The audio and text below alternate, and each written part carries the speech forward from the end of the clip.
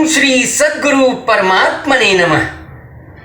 जगत के पदार्थों और मन का जो यह बाध है वह स्वप्न में हुए व्याघ्र नाश के सदृश अनष्ट का ही नाश है। महाराज वशिष्ठ जी का कथन। हे श्री रामचंद्र जी, तत्वज्ञानी पुरुष के अर्थ और मन अनष्ट ही नष्ट हो जाते हैं।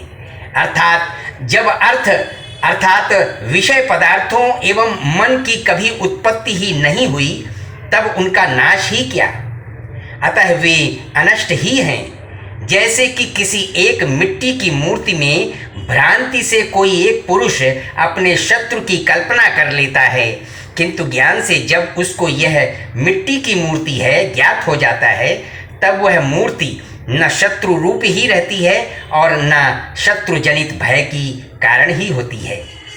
बस वही स्थिति यहाँ भी है।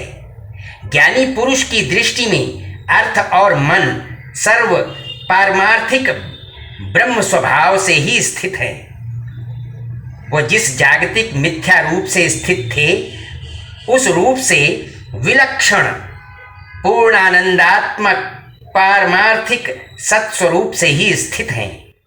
तत्वज्ञ की दृष्टि से सुख आदि भोग एवं जगत को कार्य कारण से जुटा देने में समर्थ कालकृत जन्म आदि विकार भोगकर्ता एवं अज्ञों के शब्द आदि विषय ये सर्व ऐसे असत हैं जैसे समीप में निद्राधीन पुरुष का स्वप्न एवं अधीर बालक को सम्मुख भास रहा यक्ष।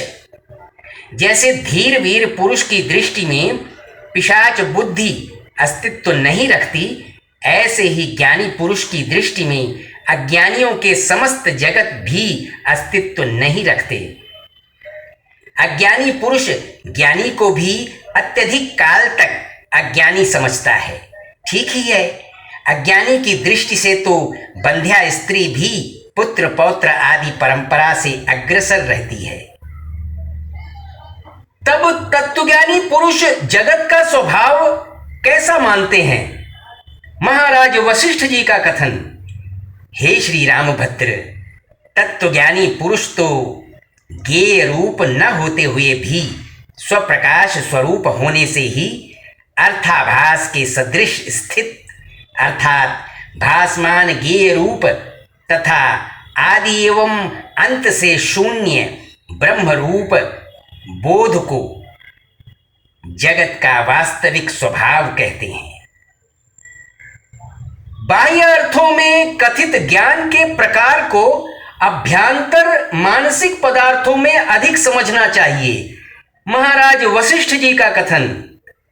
हे श्री राम जी, मानसिक ज्ञान के अविषय अर्थात मन के शब्दार्थ से रहित काल आदि विभागकृत परिच्छिन्नता से वर्जित बोध रूपी जल मन एवं बुद्धि रूपी तरंगों से युक्त सा प्रतीत होता है, परंतु यह निर्मल ही है एवं इसी को प्रपंचगत स्वभाव समझते हैं। इस प्रकार विस्तार के साथ अज्ञानी और तत्वज्ञानियों के जगत ज्ञान के जो द्विप्रकार दिखलाए गए हैं उनमें यथार्थ रूप होने के कारण द्विप्रकार ही उपादेय हैं। महाराज वशिष्ठ जी का कथन। हे श्री रामचंद्र जी, शुद्ध आत्मा के अभ्यांतर जागतिक पदार्थों तथा मन का संभव कहाँ है, अथवा वे हैं ही क्या? इस मन तथा जगत के विषय में उत्पन्न हुई भ्रांति पूर्णतः निरर्थक है। अतः आपसे मेरा यही कथन है कि आप ब्रह्म स्वभाव में स्थित रहें।